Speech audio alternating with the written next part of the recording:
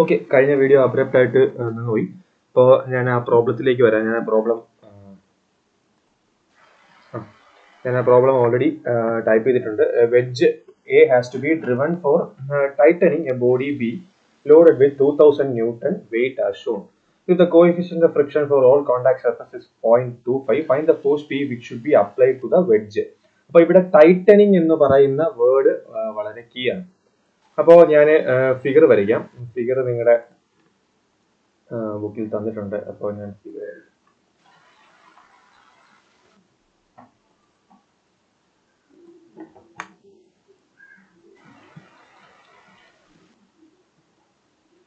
അപ്പോൾ ഇവിടെ വെഡ്ജ് ഉണ്ട്, നമ്മുടെ ബോഡി ഇങ്ങനെ ഇരിക്കുന്നു. ഓക്കെ,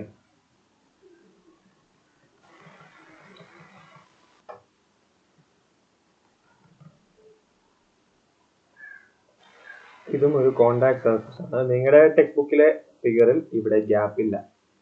ഓക്കെ, ഞാൻ ഗ്യാപ്പ് ഇട്ട് പേർപ്പസ്ഫുള്ളി ഞാൻ ഗ്യാപ്പ് ഇട്ട് വരയ്ക്കുന്നത് ആ ടൈറ്റനിങ് എന്ന് പറയുന്ന വേർഡിനെ ജസ്റ്റിഫൈ ചെയ്യാൻ വേണ്ടിയിട്ടാണ്. ഓക്കെ, അതായത് എൻ്റെ ബോഡി ബി, ബോഡി എ അല്ലെങ്കിൽ എൻ്റെ വെഡ്ജിൽ പി എന്ന് പറയുന്ന ഒരു ഫോഴ്സ് കൊടുത്തിട്ട് ഈ ഒരു പെർട്ടിക്കുലർ ബോഡീനെ ഈ ഗ്യാപ്പിൽ കറക്റ്റ് ആയിട്ട് ഫിറ്റ് ചെയ്യണം. ഓക്കെ, അത് കൺസെപ്റ്റ് എന്ന് പറഞ്ഞാൽ ഇവിടെ എന്റെ ബോഡി ബി ഇവിടെ എന്റെ ആ ഒരു വെർട്ടിക്കൽ സർഫസിൽ കോണ്ടാക്ട് വന്നിട്ടില്ല. കോണ്ടാക്ട് വരുന്നതിന് തൊട്ട് മുന്നേ ഉള്ള നിമിഷം. അപ്പോൾ അവിടെ ഒരു റിയാക്ഷൻ എനിക്ക് എടുക്കേണ്ട ആവശ്യമില്ല. അത് മനസ്സിലാക്കുക എന്നതിന് വേണ്ടിയിട്ടാണ് ഞാൻ ഗ്യാപ്പ് ഇല്ലാതെ വരയ്ക്കുന്നത്.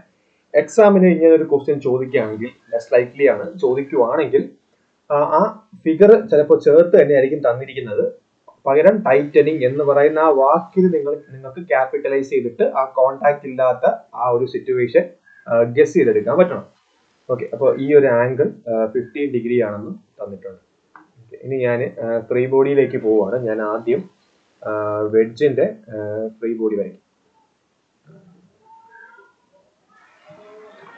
അപ്പോൾ ഇവിടെ എനിക്ക് ക്വസ്റ്റ്യനിൽ പി എന്ന് പറയുന്ന ഒരു ഫോഴ്സ് ഇവിടെ വെർട്ടിക്കലി ഡൗൺവേർഡ്സ് ആക്ട് ചെയ്യുന്നുണ്ട്. പി ഇവിടെ എനിക്കൊരു നോർമൽ റിയാക്ഷൻ ഉണ്ട്, R1 എന്ന് പറഞ്ഞിട്ടുള്ള ഒരു നോർമൽ റിയാക്ഷൻ.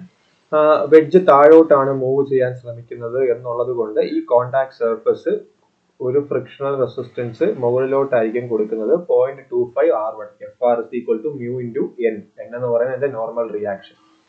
ഇവിടെ എന്റെ ബോഡി ബിയുടെ കോണ്ടാക്ട് സർഫസ് R2 എന്ന് പറഞ്ഞൊരു റിയാക്ഷൻ കൊടുക്കും. ഇവിടെയും താഴോട്ടാണ് മൂവ്മെന്റ്സിന് ടെൻഡൻസി എന്നുള്ളത് കൊണ്ട് ഇവിടത്തെ 0.25 R2 എന്ന് പറഞ്ഞിട്ടുള്ള ഫ്രിക്ഷണൽ റിയാക്ഷൻ മുകളിലോട്ടായിരിക്കും ആക്ട് ചെയ്യുക. അപ്പോൾ ഈ ഒരു വെഡ്ജിന്റെ ഫ്രീ ബോഡി ഡയഗ്രാമിൽ എനിക്ക് R1, R2, P എന്ന് പറഞ്ഞിട്ടുള്ള 3 അൺനോൺസ് ഉണ്ട്. എനിക്ക് അവിടെ നിന്ന് ഒന്നും കിട്ടില്ല. 2 അൺനോൺസ് ആണെങ്കിലോ അല്ലെങ്കിൽ 3 അൺനോൺ ആണെങ്കിൽ എന്തെങ്കിലും ഒരു റിലേഷൻ എനിക്ക് എസ്റ്റാബ്ലിഷ് ചെയ്യാൻ പറ്റണം, എന്നാൽ മാത്രമേ കാര്യമുള്ളൂ. അപ്പോൾ അതുകൊണ്ട് ഞാൻ ബോഡി ബിയുടെ ഫ്രീ ബോഡി ഡയഗ്രാമിലേക്ക് പോകുന്നു. ബോഡി ബിയുടെ കേസിലേക്ക് വരുമ്പോൾ ഞാൻ ആദ്യം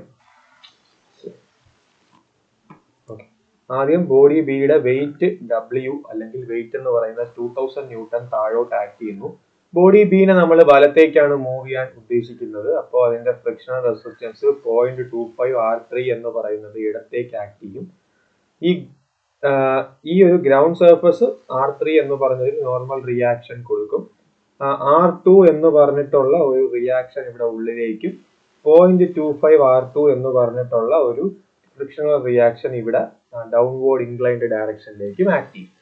ഈ 0.25 R2 ഈ 0.25 R2 ബാലൻസ് ആവുന്നു. ഈ R2 ബാലൻസ് ആവുന്നു. നമ്മൾ ഒരുപാട് പ്രാവശ്യം ഡിസ്കസ് ചെയ്ത കൺസെപ്റ്റ് ആണ് അനലിറ്റിക്കൽ ബോഡീസ്, കണക്റ്റഡ് ബോഡീസിന്റെ അനാലിസിസിൽ.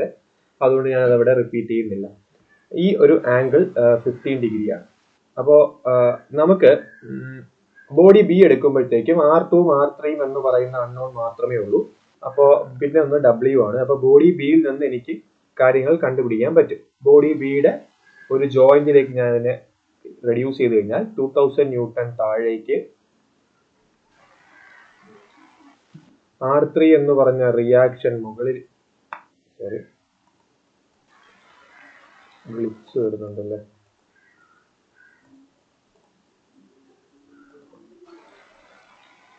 R3 എന്ന് പറഞ്ഞ റിയാക്ഷൻ മുകളിലേക്ക് 0.25 R3 എന്ന് പറഞ്ഞിട്ടുള്ള റിയാക്ഷൻ,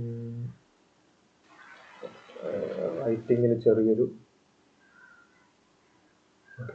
0.25 R3 എന്ന് പറഞ്ഞ റിയാക്ഷൻ ഇടത്തേക്ക്, ഇനി നമ്മുടെ 0.25 R2 എന്ന് പറഞ്ഞ ടാൻജൻഷ്യൽ റിയാക്ഷൻ എനിക്ക് ഇവിടെയാണ് 15 ഡിഗ്രി വരിക. 15 ഡിഗ്രി. അപ്പോൾ 0.25 എന്തോ ഒരു ഇഷ്യൂ, 0.25 R2 എന്ന് പറഞ്ഞിട്ടുള്ള tangential reaction.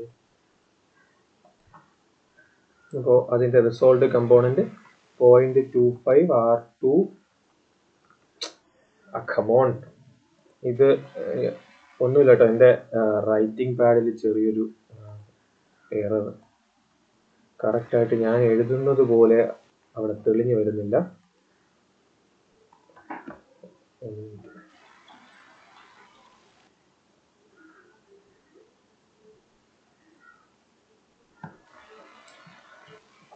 .25 R2 cos 15 degree. ഇവിടെ 0.25 R2 sin 15 ഡിഗ്രി. ഇനി എൻ്റെ R എന്ന് പറഞ്ഞ നോർമൽ റിയാക്ഷൻ ഉള്ളിലേക്കാണ് ആക്ട് ചെയ്യുന്നത്. R2 എന്ന് പറയുന്ന നോർമൽ റിയാക്ഷൻ ഉള്ളിലേക്കാണ് ആക്ട് ചെയ്യുന്നത്. R2. അപ്പോൾ ഇത് എനിക്ക് 75 ഡിഗ്രി ആയിരിക്കും. അങ്ങനെയെങ്കിൽ R2 cos 75, ഇവിടെ R2 sin 75. ഓക്കെ, ഞാൻ ഈ വീഡിയോ എങ്ങനെയെങ്കിലും കംപ്ലീറ്റ് ചെയ്യാൻ നോക്കാം. ഈ പെൻ ചേഞ്ച് ചെയ്യാൻ ടൈം ആയി തോന്നുന്നു, അതുകൊണ്ടാണ് ഈ റൈറ്റിങ്ങിൽ ചെറിയൊരു ഗ്ലിച്ച് വരുന്നത്. ഓക്കെ, അപ്പോൾ ഞാൻ എക്സ്പ്ലനേഷനിലേക്ക് പോവാം. ഇനി ഇതിനെ റിസോൾവ് ചെയ്താൽ സിഗ്മ എഫ് വൈ എടുക്കുവാണെങ്കിൽ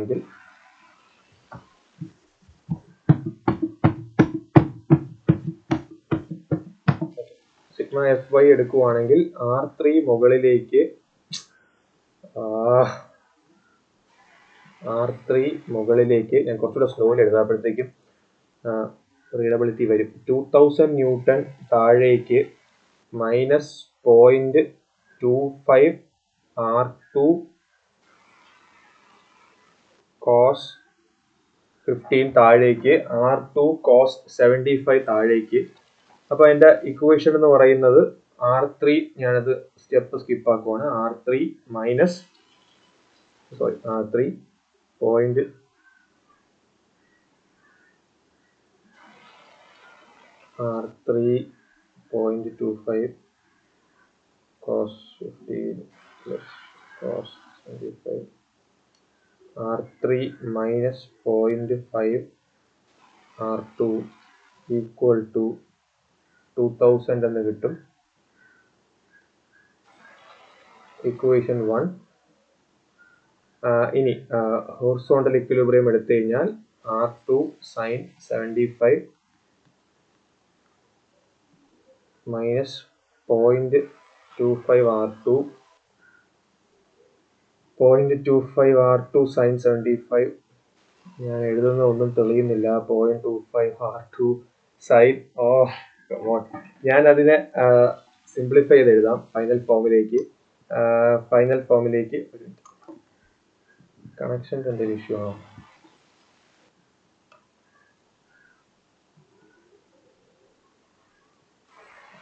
കുത്തി വരയ്ക്കുമ്പോൾ വരുന്നുണ്ട്.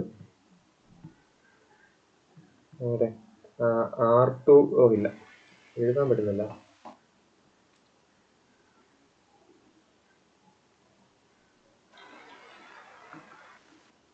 R2 sin 70. ഓക്കെ. അപ്പോൾ ഞാൻ ഒരു കാര്യം ചെയ്യാം, ഞാൻ ഈ വീഡിയോ ഇവിടെ സ്റ്റോപ്പ് ചെയ്യുവാണ്. അപ്പോൾ ഇവിടെ നമ്മൾ ഈ ഫ്രീ ബോഡി ഡയഗ്രാം വരയ്ക്കുന്നത് നിങ്ങൾക്ക് മനസ്സിലായെന്ന് തോന്നുന്നു. ഫ്രീ ബോഡി ഡയഗ്രാം ഡൗട്ട് ഉണ്ടെങ്കിൽ ചോദിക്കുക. ഇവിടെ ഇനി റിസോൾവ് ചെയ്ത് R2 R3 ഇവിടെ നിന്ന് കണ്ടുപിടിക്കുന്നു. R2 R3 കണ്ടുപിടിച്ച് കഴിഞ്ഞാൽ വെഡ്ജിന്റെ ഫ്രീ റിസോൾവ് കമ്പോണൻസിലൂടെ P1 ഉം R1 ഉം കണ്ടുപിടിക്കുന്നു. P ആണ് നമുക്ക് വേണ്ടത്. P ആണ് നമ്മുടെ വാല്യൂ. P എന്ന് പറയുന്നത് നമുക്ക് ഒരു 467.9 കിലോ ന്യൂട്ടൺ എന്ന രീതിയിലായിരിക്കും ആൻസർ കിട്ടുക. ഓക്കെ, അപ്പോൾ അങ്ങനെയാണ് ഈ ക്വസ്റ്റ്യൻ ചെയ്യുക. ഫ്രീ ബോഡി കറക്റ്റ് ആയിട്ട് വരച്ചാൽ മതി. അപ്പോൾ ഇത്രയേ ഉള്ളൂ നമ്മുടെ മൊഡ്യൂൾ 2 നമുക്ക് ഡിസ്കസ് ചെയ്യാനായിട്ട്. നമ്മുടെ വെഡ്ജ് കോൺസെപ്റ്റിൽ നമുക്ക് വെഡ്ജിന് ഇനിയും മൾട്ടിപ്പിൾ വെഡ്ജിന്റെ പ്രോബ്ലം ഒക്കെ എടുക്കാവുന്നതാണ്. പക്ഷെ അതൊന്നും നിങ്ങൾ ഒരു കാരണവശാലും ചോദിക്കാനുള്ള സാധ്യതയില്ല. അതായത് ഈ വെഡ്ജ് എന്ന് പറഞ്ഞാൽ ബേസിക്കലി നമ്മുടെ കണക്റ്റഡ് ബോഡീസിന്റെ അതേ പ്രിൻസിപ്പിൾ തന്നെയാണ് ഇവിടെ നിങ്ങൾ യൂസ് ചെയ്യുന്നത്. ഒരു രണ്ട് കണക്റ്റഡ് ബോഡീസിന് പകരം ഒരു ബോഡിയും മറ്റൊരു വെഡ്ജും ആയിട്ട് എടുക്കും. കണക്റ്റഡ് ബോഡീസിന് രണ്ട് ബോഡീസിനും വെയിറ്റ് ഉണ്ടാവും. വെഡ്ജിന്റെ കേസിൽ ചില ക്വസ്റ്റ്യനിൽ വെഡ്ജിന് വെയിറ്റ് തരാം, ചില ക്വസ്റ്റ്യനിൽ വെഡ്ജിന് വെയിറ്റ് തരില്ല. വെഡ്ജിന് വെയിറ്റ് തന്നാൽ അത് കണക്റ്റഡ് ബോഡിയുടെ പ്രോബ്ലത്തിന്റെ അതേ ആപ്ലിക്കേഷൻ ആണ് അവിടെയും വരിക. ഓക്കെ, അപ്പോൾ ഇത്രയും പറഞ്ഞിട്ട് ഞാൻ ഈ വീഡിയോ ലെസൺ വൈൻഡ് അപ്പ് ചെയ്യുവാണ്. നമ്മുടെ മൊഡ്യൂൾ 2 ഇതിനോടൊപ്പം തന്നെ വൈൻഡ് അപ്പ് ആവുകയാണ്. നമ്മൾ ഇനി ലൈവ് ക്ലാസ്സിൽ, അതായത് ഇനി നമ്മൾ നേരിട്ടുള്ള ഓഫ്ലൈൻ ക്ലാസ്സിൽ നമ്മൾ മൊഡ്യൂൾ 3 ആയിരിക്കും സ്റ്റാർട്ട് ചെയ്യുന്നത്. എല്ലാവർക്കും താങ്ക് യു.